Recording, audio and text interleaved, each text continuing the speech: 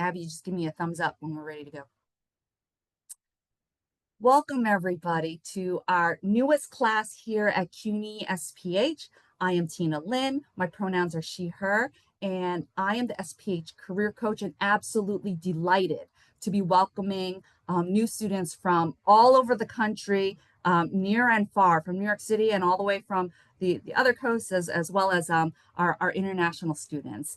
And so we will be filming today's event, the presentation part of it, so you can refer back to it because it's a lot of information that we understand. It's kind of like drinking from a fire hose, but we are here for you. We just wanted to share some of this information quickly just to get your feet to hit the pavement running. Hopefully that'll help. And just on behalf of the entire Office of Career Services and Experiential Learning departments, we just wanted to welcome all of you, especially from our director, who is a CUNY SPH alumna herself, Hannah Stewart Lathan. And I am joined here tonight by my colleagues, Abigail Goldberg and Carolini, and we'll be introducing further, as well as our other colleagues, Taylor Dross and Maya Lloyd, and their roles and responsibilities. And we want to make tonight as informationally addressing all the concerns that you might have top of mind. And certainly tonight is just a start, and we'll be having more conversations to come, but feel free to make this as interactive as possible in sharing about kind of the questions that you have or things that are top of mind to you. As you can see, all the things that have come in so far, career is something that is top of mind for all of our students. And so we're here to help you with all of that. And just by way of overview, just think of our office as 5-in-1. So for the first part is the Career Skills Academy, which is a special cohort program. That's a signature program here at SPH. And the deadline for applying to be a part of this is this Friday. And we'll tell you more about that. But think of Career Skills Academy as a special cohort opportunity for those interested in joining a community of like-minded students that are looking for career development. Additionally, the Office of Career Services, or OCS, and like all these acronyms, like alphabet soup, right? So kind of like you're gonna need to build your SPH, your School of Public Health, kind of like index of all of these acronyms. But OCS, the Office of Career Services, and that's where I'm seated as the career coach, where I meet with students one-on-one, as well as in these workshops and group advising and that sort of a thing. And the Office of Career Services is set up to prepare and explore different career paths as you walk through your SPH journey and your career journey. And we've also got the Office of Experiential Learning, that is like all of you that are part of programs that where you need to do field work. This is the office that sort of manages the logistics and operations of the field work. And all of these things are kind of tied together by a platform called Handshake, which we utilize for event registration, as well as a job board, as well as scheduling appointments with each of us. And as you can see, there's a different face to the name for all of these different aspects of our office. And we all work together to put together these events. And there's, if you start looking at our roster of events, you'll see a bunch of stuff on there already. And just wanted to like kind of get you acclimated in sort of like marking your calendars and scheduling the time to try to attend, especially these discovery series, which are info sessions and an opportunity to meet with employers and alumni, as well as professionals during the career prep days with Regeneron and Mathematica. So be sure to like mark your calendars for that. And also like that Wednesday, September 10th, our very first internship discovery series with the HRTP Public Health Internship Program and the EPI Scholars Summer Internship Program. This is with the New York City Department of Health. So any of these governmental institutions, whether it's state, city, or federal, most of the time they do not record And so it's better that you go when they're there and ask questions live.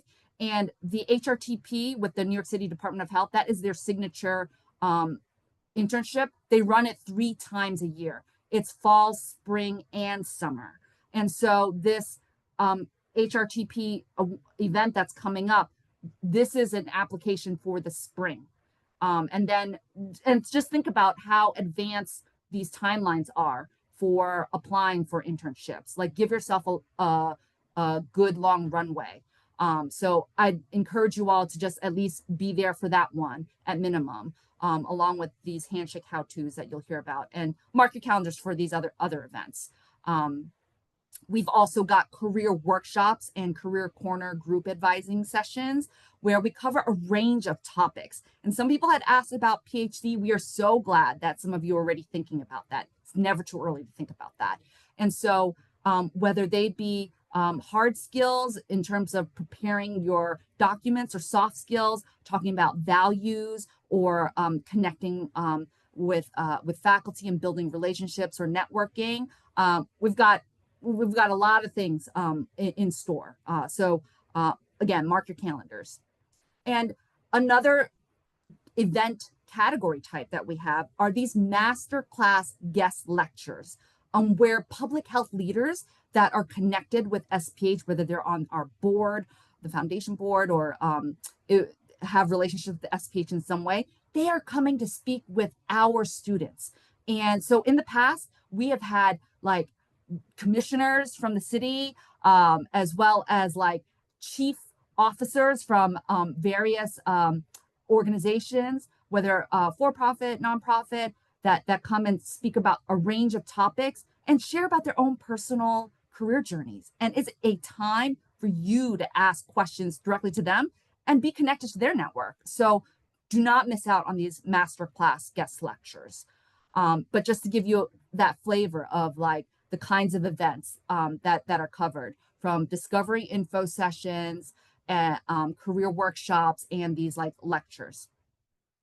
And more about the Career Skills Academy, they'll drop the link in the chat to the website, but CSA is a professional development program to prepare our students to advance in public health careers, in especially focusing and honing in on soft skills and connecting to industry leaders, as well as meeting in labs and cohorts to build that community around these topics. And so there is Carolini is here tonight, and she'll be zooming around to the Zoom rooms, and Abby, who's also here tonight, both of them have been a part of CSA. So you can ask them about their experiences as well, and more about that. And so some of the topics and skills that are covered include, like, interviewing, networking, salary negotiation, leadership, just self-advocacy, and personal branding, professional branding, right? And so these application is closing this Friday. So any questions about that, feel free to ask Abby and Carolini in our breakout time. And as mentioned before, I meet with students one-on-one and in these workshops across the whole entire spectrum of anything career related. And so whether it's those workshops and events, or even through information in our weekly newsletter, and just like giving guidance through Handshake, really, like, the most high touch is that one-on-one career coaching, where we offer kind of like these conversations on resume, cover letter, interview prep, but it's not just limited to that. We talk about salary negotiation. We talk about job search strategies, networking strategies. I know that that's like one of people's like quote unquote favorite topics, right? But how do we personalize that and reframe that into something that's more authentic? So those are some of the topics that I cover. And I'm going to have Abby share a bit about some of the information that you'll be receiving. Absolutely. Thank you so much, Tina. And here on this slide, you will see a sample of the Office of Career Services weekly newsletter that you will begin receiving on Wednesdays. Starting next week or the week after, you will receive instructions for accessing your Handshake account, which will be associated with your time at CUNY SPH sometime very, very soon. And please keep in mind that we will guide you throughout the process, but there's a lot to look forward to. In this weekly newsletter that you will receive in your email, you'll find information on the greatest opportunities posted to Handshake, information about our student and alumni career spotlights, upcoming career services events, upcoming events that come in from our partners. Oh, the poll just came up. Oh, yeah. So I was just sorry. That was me. I was. Okay, and you'll also find additional information on resources that will help guide you throughout your career journey. So keep that in mind. And if you have any questions in the meantime, reach out to us at any point. Tina, next slide, please. And so we highly recommend once you receive the email that says, hey, your Handshake account is ready, to log in as soon as possible. You'll be able to book a Handshake office hours session if you have any trouble with that process. Remember, we are always here to support you, and we look forward to supporting you on your career journey. Thank you, Abby. Abby is our handshake guru, and she's available to support you with as for those of you that are just newer to Handshake or just becoming more familiar with it on the SPH platform. Other pro tips are like we know that there's a lot of emails that come through. It might be an overwhelming amount. And so something that you can do in your Outlook email box is set up a folder and create a rule where, because all of our emails, they always come from the same email, and the weekly newsletter always has the same subject. And so you can create a rule and auto pop that. Like as soon as it hits your inbox, it'll go directly into this folder. So you could set up a folder for like our weekly emails or like more generic handshake emails or like the Office of Experiential Learning's weekly email that's called field notes, right? So that way it's like you know where all of this stuff is going, and you can look at it knowing that it's coming on a cyclical basis. You just make it a point to like look at it on a Friday or a Monday or whenever, when you're ready for it, as opposed to it like flooding into your inbox. So a lot of students have said that that tip has been really helpful for them. So just passing it along to you all. And so, like, just as mentioned, kind of like what do we do in career coaching? Like for those that the vast majority have not participated in, like in our Zoom poll, like there were only 10% that have done career coaching before. And so if you haven't had that opportunity, it is one-on-one time that is where you are the focus, you are the center to just kind of like unpack things that are going on in your life as it relates to career and your academics, and tying your academics to exploring different public health career pathways, because public health is so broad. And this space is sort of like, it starts with reflection, right? Like a lot of questions to get you thinking about what is most important to you, what are your interests, and what motivates you, what are your strengths and weaknesses. And so kind of like taking all those things into consideration as you prepare your application materials and prepare and practice your story to get out there and engage with public health professionals and being at public health events, to continue to increase your knowledge, as well as your interaction and building your public health portfolio. And so, just as a recap on the resources that are available to you, Handshake is a big part of keeping all this information centralized with the job fellowship, fieldwork opportunities, internships, our workshops, events, career fairs, the appointments that you'll book, and more. We also have our career services webpage. Abby, if you want to drop that in the chat, and so that people kind of take a look at it. kind of to see what information is available to you. We've got like a resource page just to help you get started until you get your handshake access, which will be coming very soon. And our colleague Maya Lloyd, who is the program manager, and for the Office of Experiential Learning, OEL, this is the office that is a part of dealing with all of the logistics with fieldwork. And this is the centralized place. Like if you have any questions about fieldwork, OEL is the place to go. And so you can start with your fieldwork preparation now.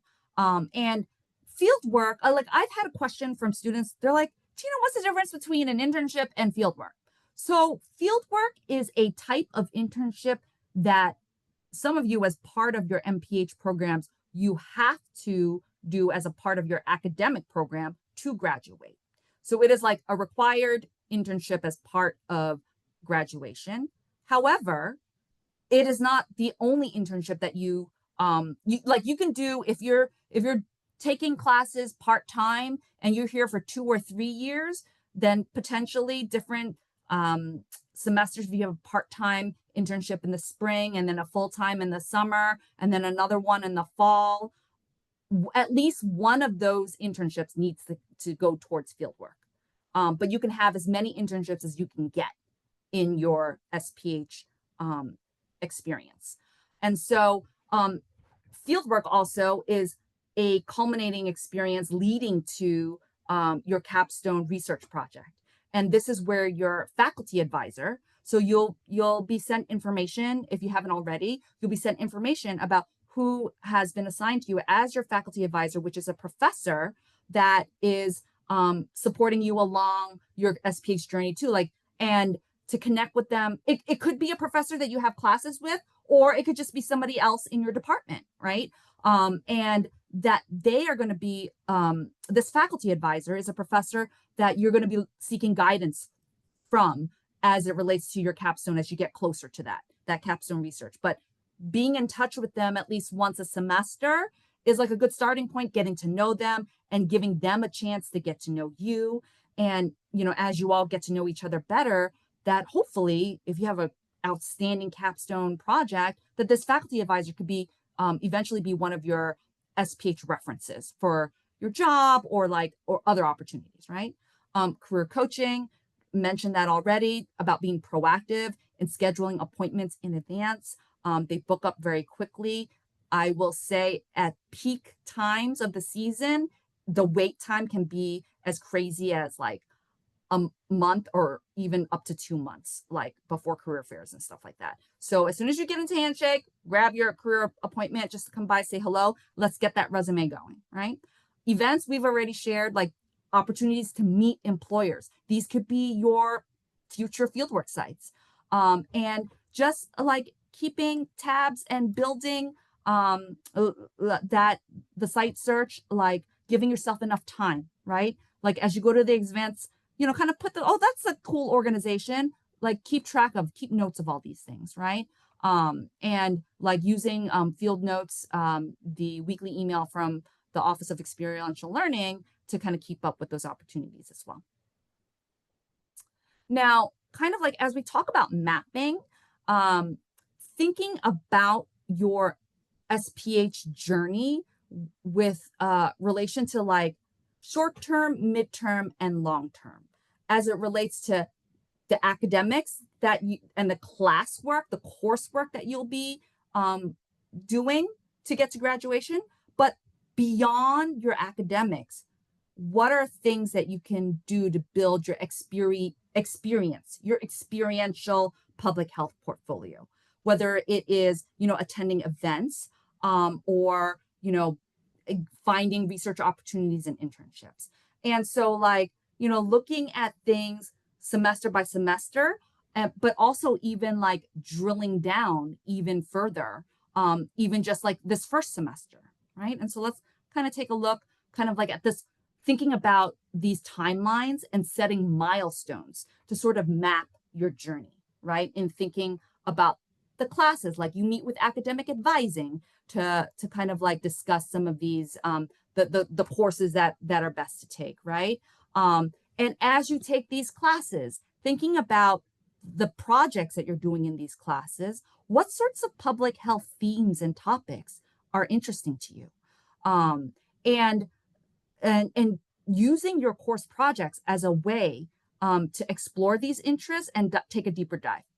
On the experiential end, there's a lot of ways to get involved, whether it be on campus as a student leader with clubs, community involvement. Once you get your APHA, your American Public Health Association membership that the SPH Dean's Office pays for the master's students, building your portfolio through internships and research experience, and just joining these industry professional associations and those events. And also, like, we all only have 24/7. That's what everybody has. And so how to think about prioritizing your time and your activity in looking at your wellness, right? Um, there are many SPH students that are working full-time, some that are and attending classes, some are working parents and or caregivers. And so we know that there's a lot going on. And that's why we want you to have these resources at your fingertips so you know who to contact for what, and stay in touch with us so that we can kind of help you through each of these milestones and through the timeline together so that you are well, and doing things well and being well. And so, like, kind of we're to drill down, like looking right now at this fall, kind of like, on one side is the academic side, right? Of kind of like your courses. But then on the experiential side, thinking about, well, what kind of clubs are there at SPH, student life?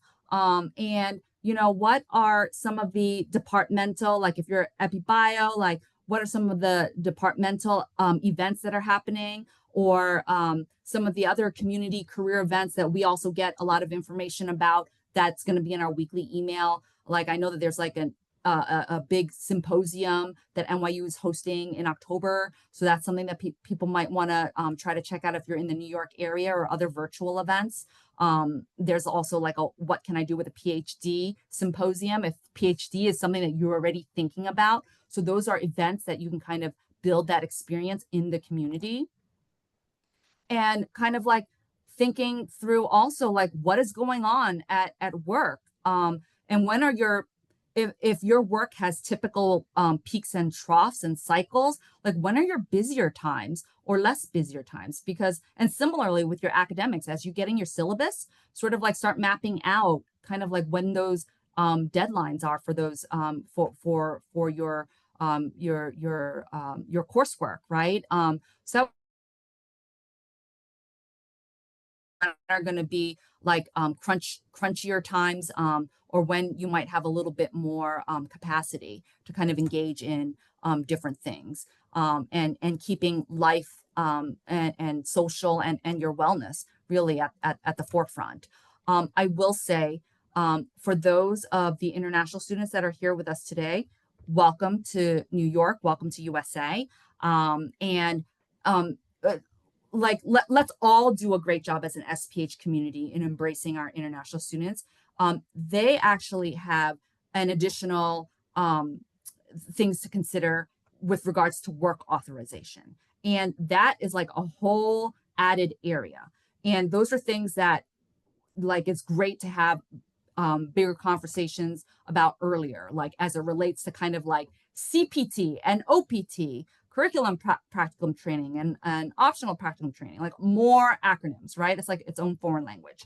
And so like working together with ISO, with my colleague Leah Diaz in ISO, and like we each have our own wheelhouses as it relates to the government paperwork that you need to fill out for work authorization, and then the preparation and the coaching part for exploring career pathways and getting your application materials out there and that sort of a thing. So, we work as a team together, and just like some ways that you can be thinking about, different semesters and what you want to be doing per semester to build that experiential portfolio in exploring and preparing and networking, right? Like getting your documents together, that resume cover letter, kind of like if you're rusty with interviewing, sort of like accessing resources for practice, attending events, info sessions, conferences, like meeting with employers and alumni, and recording, taking note of your interests and building those and applying your knowledge through internships. And also like thinking about how to optimize those experiences and expanding your network and leveraging those relationships, and hopefully like move towards like the work that you do here, that it might move even towards publications. And so there's a lot of things, a lot of moving pieces, but you're not alone. There is an entire team of staff here at SPH that are part of your team. And so build your team with us, with the Office of Career Services, with the Office of Experiential Learning, with your professors, with your faculty advisor, with academic advising, with the International Student Office, that you are the leader of your team.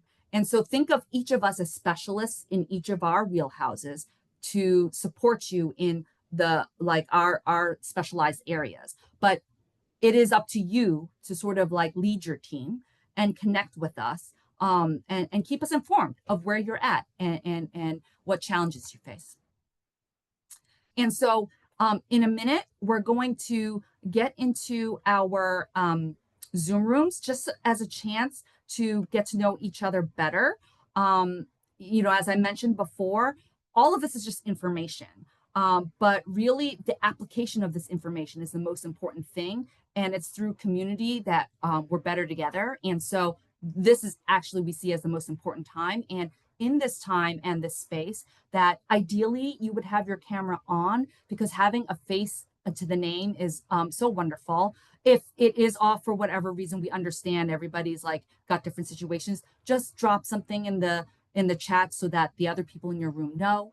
And with regards to like how much time you take to talk, kind of like if you're a talker, like then make space for others to get involved in the conversation. If you're on the quiet side, kind of step it up to take that space too. And so whether you're able to speak with your mic, or if you need to use your Zoom chat, any sort of engagement, whatever way you're able to interact is welcome. Just let your Zoom room know. And as always, and most importantly, that we are a school that wants to build an inclusive environment, and in being open, curious, respectful, and leaning into to one another and upholding that confidentiality. And so with that, just a reminder, the Zoom breakout room